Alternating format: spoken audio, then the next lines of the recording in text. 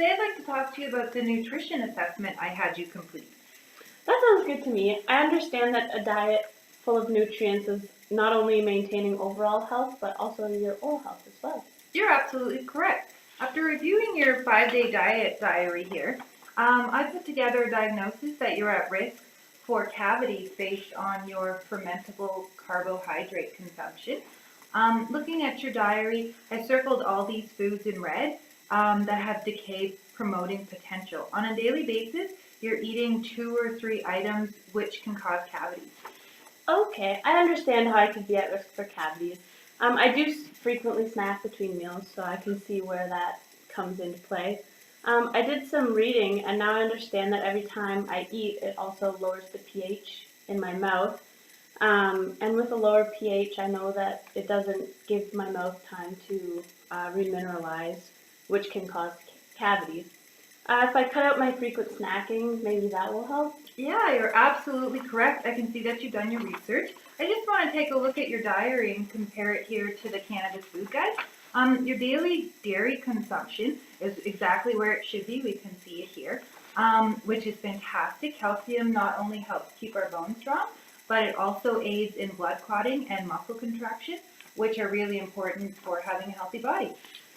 Okay, so I see that compared to the Canada's Food Guide, I was below the recommended servings in the meat. I only eat roughly like 1, sometimes 2, not very often though, of the meat. I see that they recommend the 2. I'm going to try to increase that. I know that the meat contains essential amino acids that our bodies need for important for cell structure and to complete metabolic processes. I also see that the meat contains many nutrients like iron, and our body needs all that to make red blood cells and such.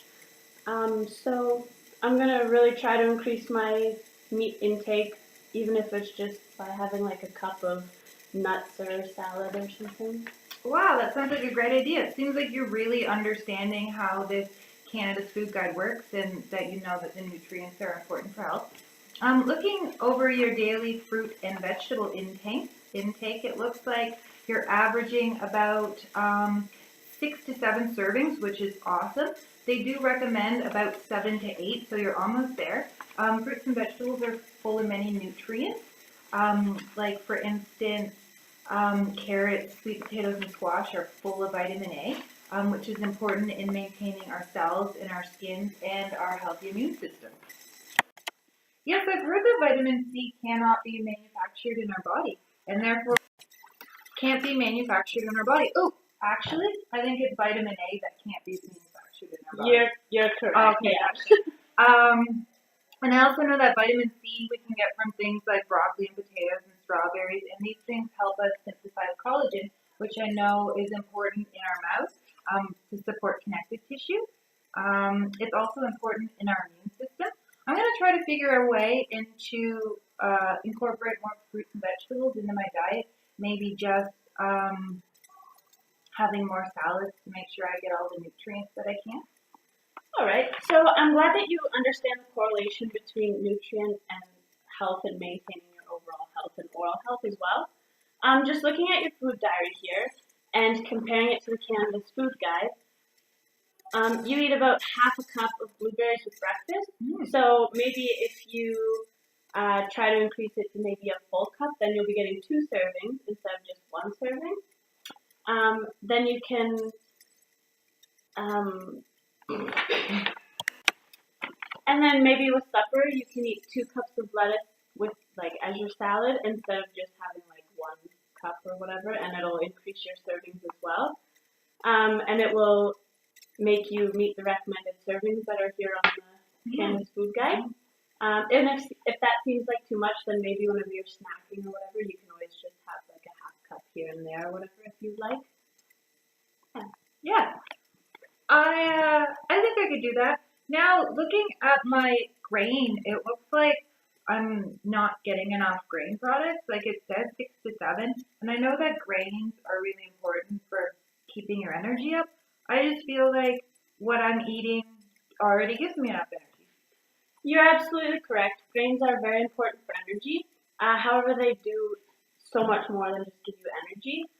So they're a major source of fiber, which aids in lowering cholesterol and helping you maintain healthy bowel movement. It also prevents constipation and helps us feel more full after eating. So there are also very many B vitamins in grain, like thiamine, which aids in the immune, nervous, and the digestive system, and robo, ro, riboflavin, which is essential for the proteins in our bodies to perform physiological functions. Also, folate, which is essential in the production of red blood cells. Wow, I never knew it was so important. I'll try to incorporate more into my diet.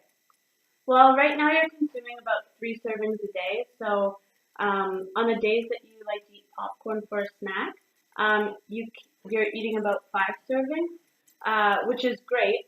And on your oatmeal in the morning with your yogurt or with your yogurt at lunch, you can always add some flax seeds or quinoa, and that will also help you get another servings and not make you feel like you're eating bread. Yeah, I think I can manage that. Some of these ideas you gave me, I never really thought that like those small things could all add up.